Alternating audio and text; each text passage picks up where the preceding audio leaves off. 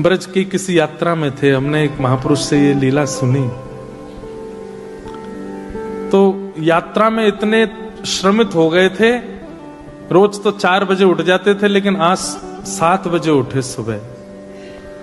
तो राधा बाबा जैसे उठे, तुरंत उनके कक्ष में एक महापुरुष बिना किसी रुकावट के घुसता ही चला आया, जिसको वो जानते भी नहीं थे। राधा बाबा उठ करके देख करके बड़े संकोच में आ गए। बोले कि भाई ये कौन बाबा है, सीधे मेरे कमरे में घुसा चला आया है। तो फिर भी कहा, बोले महापुरुष आपको प्रणाम है, आप कौन हैं, कहां से आए हैं, आपका क्या परिचय है। तो वो जो बाबा उनके कक्ष में आया, वो दोनों भुजा उठा करके रोने लगा।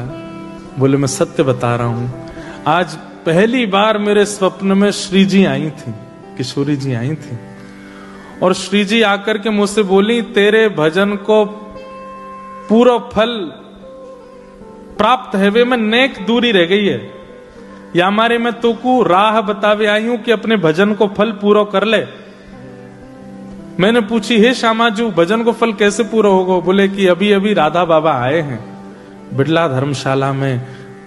बोले मेरा हाथ पकड़ के श्री जी स्वप्न में लेकर के गई धर्मशाला, और मुझे तो पता नहीं आप कहां रुके। आपके कमरे के बाहर जाके उन्होंने इशारा किया, बोले या कमरा में बैठे बाबा, उनको जाके सुबह दर्शन कर लियो, उनके दर्शन से ही तेरा भजन फल पूरा होगा।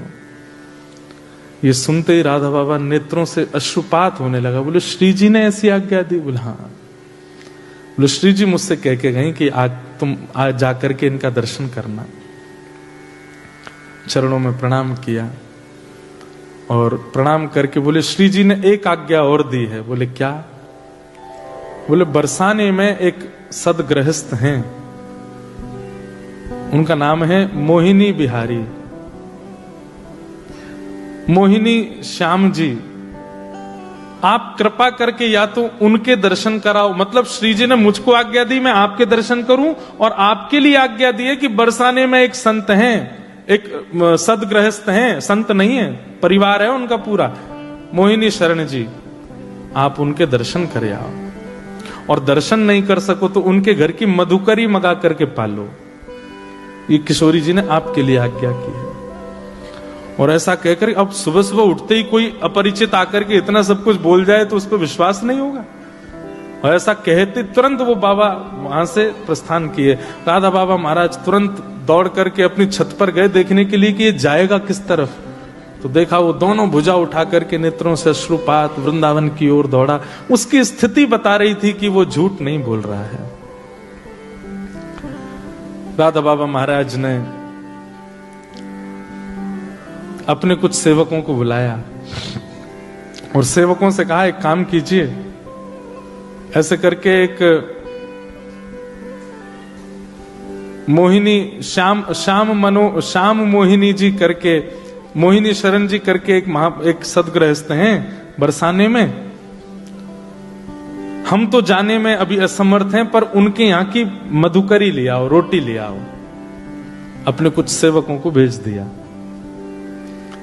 उनमें एक घनश्याम जी करके थे, वे ब्रज में वृंदावन में जो रासलीला होती उसमें कृष्ण बनते थे। तो घनश्याम ठाकुर जी भी थे उसमें। तो उन सबको भेजा, जाओ जाकर के बरसाने में कोई मोहिनी शरण जी सदगृहस्थ हैं, उनके यहां से रोटी ले आओ।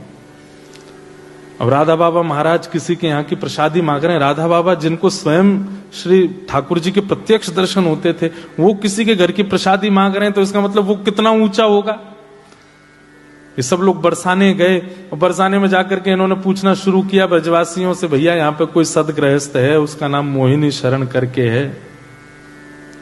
तो सब नाम सुने और सुन के हंसे। बोले क्या काम है उससे। बोले उसके यहाँ की रोटी चाहिए। बोले किसके लिए। बोले राधा बाबा के लिए। तो लोग बाग सुनकर के हंसे और सिर पकड़ करके बोले भैया ये क्या कर रहे हो तुम लोग, राधा बाबा जैसे महान संत को उसके घर की रोटी खिलाओगे। बोले हैं कौन। बोले बरसाने का एक पागल है, उससे कोई मिलता नहीं जुलता नहीं, उसको देख के बच्चे भाग जाते हैं, वो जिस गली में जाता है सब दुकानें बंद कर लेते, कहां से कब क्या उठा ले, पागल है। तो सेवकों ने सोचा राधा बाबा ने आज्ञा की है, लेके तो जानी है रोटी। बोले फिर भी बताओ ना कहां है घर। बता दिया सबने, बोले वहां रहता है, वो तो प्रसिद्ध पागल है, यहाँ का, चले जाओ। जैसे गए, घर पर पहुंचे तो घर की स्थिति देख करके बिल्कुल नहीं लग रहा है कि एक वैष्णव का घर है। वैष्णव के घर की पहचान अलग होती है। तुलसी का पौधा तो होगा, बाहर कुछ सातिया तो बना होगा, गैया का गोबर तो रखा होगा, ठाकुर जी की सेवा घर में हो रही होगी, दिव्य अगरबत्ती की सुगंध आ रही होगी। ऐसे वैष्णवों के घर की पहचान होती है। हम जिस घर में रुके हैं मेलबर्न में, उस घर का नाम है वृंदावन। और उस घर के जिस कमरे में हम रुके, उस कमरे का नाम है गोवर्धन।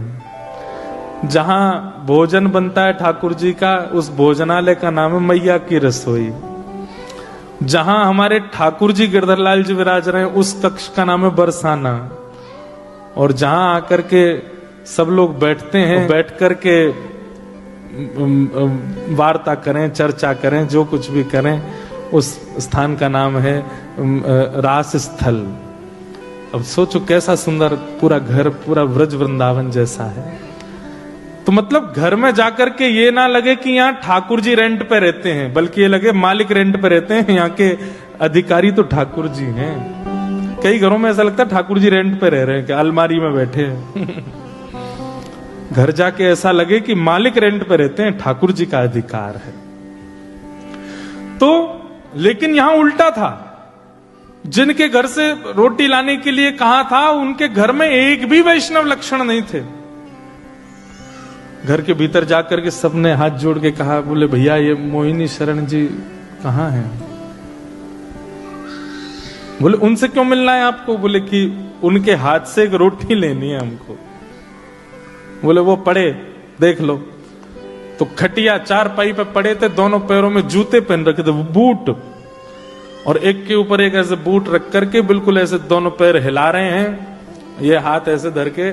और जिस चारपाई पे पड़े थे, वहां जो दीवार थी उस पर नेताओं के और पुराने जमाने के फिल्म सितारों के चित्र लगे हुए थे। ज्यादा पुरानी बात नहीं है ना। और बढ़िया उन्हीं को निहार रहे थे, ऐसे सिर अपने सहला रहे थे, ये है इनके हाथ से रोटी लेके जानी है। जितने गए उनके चित्त में आई, कहीं हम अपराध तो नहीं कर रहे? भैया एक बार बरसाने में और घूम के आ जाओ, कोई और तो नहीं है? कहीं इसके हाथ से रोटी ले जाके हमने राधा बाबा को खवाई दई, और कहीं उनके बने भय भाव जबरे नष्ट हो गए तो अपराध लगेगा हमको। या आचार विचार से कहां से लग रहा है कि इसके हाथ की रोटी? सब जगह एक राउंड और मार के आए बरसाने में। सबने कहा नहीं वही है, एक ही है बस, और कोई नहीं है। बोले पता नहीं कैसी लीला है।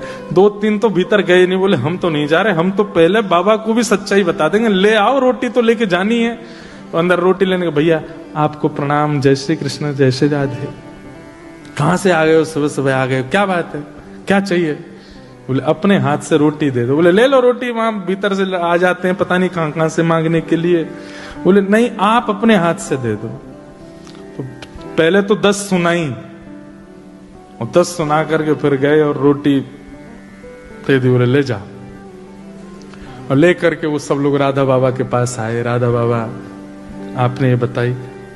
अब वो बताते कि वो कैसे हैं, उनका आचरण, उनका रूप, उनका स्वरूप, इतने में तो बाबा ने रोटी ली और पहला उसका कवल तोड़ करके माथे से लगा के पा लिया। और जैसे ही रोटी मुख में धारण किए, वो मधुकरी प्रसादी, नेत्रों से अविरल अश्रुधार गिरने लगे, दोनों भुजा उठ गई। किशोरी जी की दिव्य लीलाओं का अनुभव होने लगा, नेत्र लाल पड़ गए, शरीर कंपायमान होने लगा। सामने जो आया, जिसके प्रति उनको अधिकार लगा, तोड़ करके उसको हाथ में नहीं दी, बोले मुंह खोलो, सीधे मुख में। और जिसको भी वो टूक पधराते जाएं, उसके नेत्र बंद हो जाएं, नेत्रों से अश्रुधार, और वही श्री राधा प्रेम में प्रेम मगन होकर के झूमने लग जाए। अब जिन जिनको उनके स्वरूप पर संकोच हुआ था, सब बोले ये क्या हो रहा है?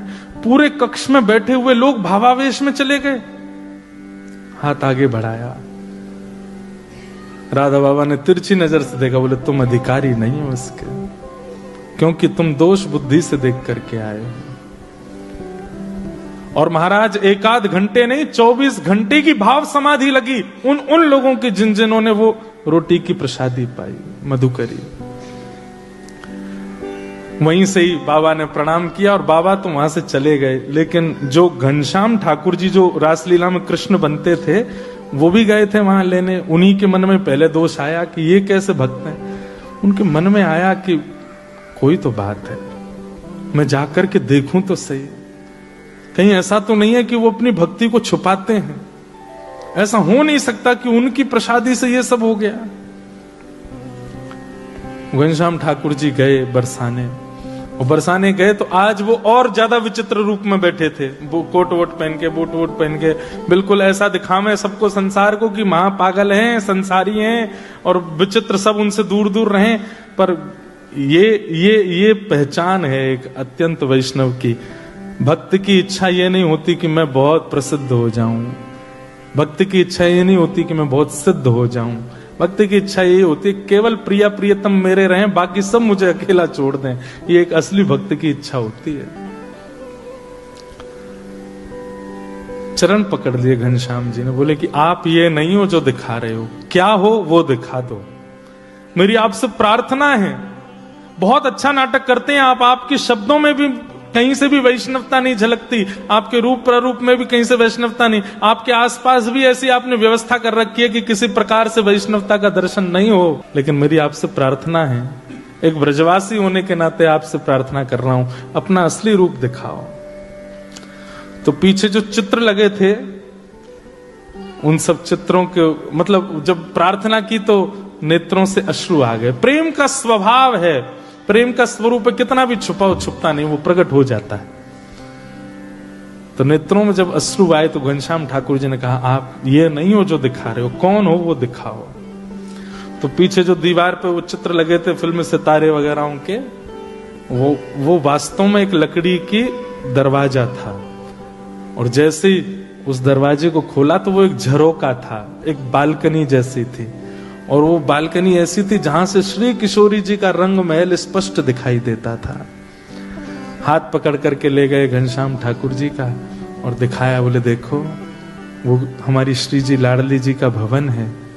बोले हाँ। बोले देखना अब मैं पुकारूंगा और कुछ अनुभव होगा। और जैसे ही उन्होंने भुजा उठा करके कहा श्री राधा श्री राधा श्री राधा, एक दिव्य तेज प्रकट हो गया श्री ठाकुर जी किशोरी जी के बरसाने भवन में। और उस दिव्य तेज में सर्वांगीण अंग तो नहीं दिखा, लेकिन दिखा कि दिव्य तेज जैसे समाप्त हुआ तो वहां पर कोई सुंदर सी चुनरी पहन करके कोई एक सखी आई है, जिनका रूप ऐसा था, इतनी दूर से स्पष्टता नहीं हो रही थी। वो जो जिनके घर गए थे वो तो भुजा उठा करके नृत्य करने लगे। घनश्याम ठाकुर जी देख करके वहीं मूर्छित हो गए और मूर्छित होकर के चरण पकड़ लिए। बोले कि मुझे अनुभव करा दो। बोले कि अभी आपके चित्त में वैष्णवों के प्रति दोष भाव आ जाता है, पहले उस दोष भाव को दूर करो। कभी वैष्णव की आचार विचार कई बार वो इसलिए बनावटी रखते हैं कि हमारी भक्ति को नजर ना लगे, हम महासंसारी दिखाई दें सबको। इसलिए वैष्णव को परखने में राधा बाबा जैसे हो जाओ, जिन्होंने आपके द्वारा निंदा सुनी नहीं उससे पहले प्रसाद पा लिया। ऐसी वैष्णवता जिस दिन आपके चित्त में आ जाएगी, आप जैसी बरसाना भवन की ओर देखोगे श्री जी दिख जाएंगी। घनश्याम ठाकुर जी तो मगन हो गए, चरण पकड़ लिए, बोले कि बस अब आप कृपा करो। ये है वैष्णवता। और फिर घनश्याम ठाकुर जी फिर उसी भाव में रहने लगे। अब तो ऐसी स्थिति उनकी हो गई कि अब कोई वैष्णव नहीं भी है और वो राह में खड़ा खड़ा अगर कुछ दुष्पान कर रहा है या कुछ दुर्वस्तु धुआं जैसा उड़ा रहा है, वो उसको भी प्रणाम करते। बोले तुम जरूर अपनी भक्ति छुपा रहे हो, इसलिए ऐसे हो ना, मुझे पता है। आप हंस तो गए, लेकिन वास्तव में बताएं, जब तक ये दृष्टि नहीं बनेगी आपको भगवत अनुभव नहीं होगा। ऐसी दृष्टि बन जाएगी, कोई दोष युक्त व्यक्ति अत्यंत देखो ये तो भगवत कृपा हो जाएगी कि जो वास्तविक दोषी व्यक्ति है उसका परिचय आपको हो जाएगा। लेकिन जिसमें दोष नहीं है, जो केवल दोष का आडंबर कर रहा है, उसके प्रति आपके सहज भावना हो जाएगी कि ये तो इनका केवल बाह्य प्रकाश है, भीतर से तो ये परम भक्त है। घूम फिर के बात पूरी इस भाव में आती है कि भगवत दर्शन, भगवत मिलन और भगवत सामिप्य के लिए वृत्रासुर जो कह रहे हैं, दासान उदासो भवतास्मि भूल जाओ, भगवत दासों के दास बन जाओ। जैसे मैं कहता हूं कभी कभी कि राधा रमन जी के जैसे पर्दा खुलता है ना, तो पर्दा खुलते ही पता नहीं कहां से ऊर्जा आ जाती है। वैष्णव बोलते श्री राधा रमन लाल की जय, भुजा खड़ी हो जाती है, नेत्र बिल्कुल अपलक हो जाते हैं, फिर पलक नहीं झपकता कोई, पीछे से धक्का पड़े आगे से कोहनी पड़े किसी को कोई चिंता नहीं होती, बस मुझे मेरे ठाकुर जी दिखते रहे। ऐसी स्थिति किसी वैष्णव के प्रति जब हो जाए तब समझ जाइयो अब ठाकुर जी मिलवे वाले हैं। जैसे ही कोई वैष्णव सन्मुख आया, उसके रूप को देख के, उसके उर्दपुंड को देख के, उसकी शिखा देख के, उसके वस्त्र आभूषण देख करके, उसके हाथ में करमाला देख करके बस मन से बस निकल पड़ा नाम और बस उत्सुक होकर के नृत्य करने लग गए। जैसी स्थिति भगवत दर्शन में वैसी स्थिति वैष्णव दर्शन में जिस दिन हो जाए, समझाओ बस ठाकुर जी मिलवे वाले हैं कछु दिन।